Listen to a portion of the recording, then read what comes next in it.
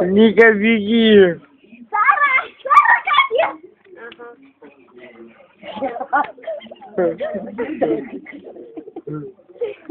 А что ты фотки стала?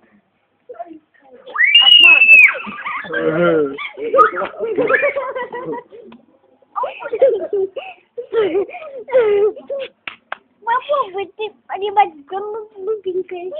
Волоски туда.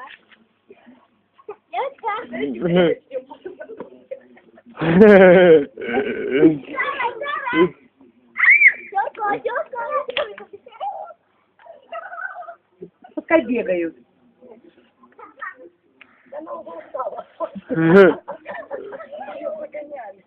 Все, балуется.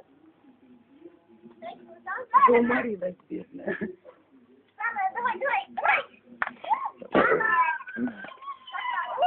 Машенька, поставь, пожалуйста.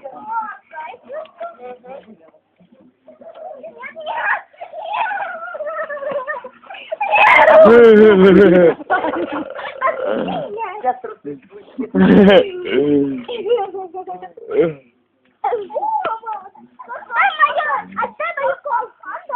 все, вот пока не трогайте, не надо, а то она укусит.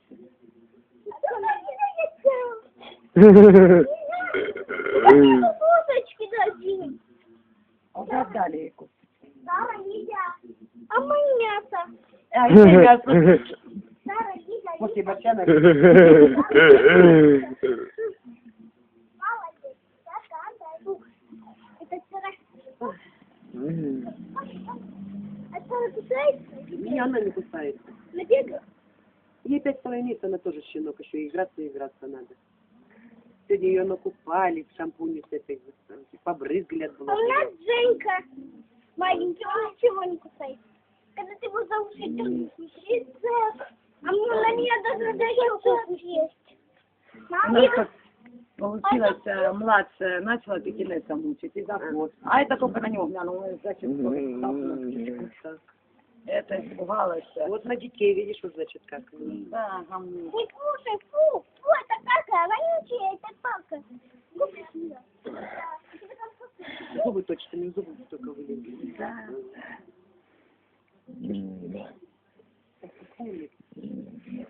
Солоха. Надо как чистенький поставить на грудь.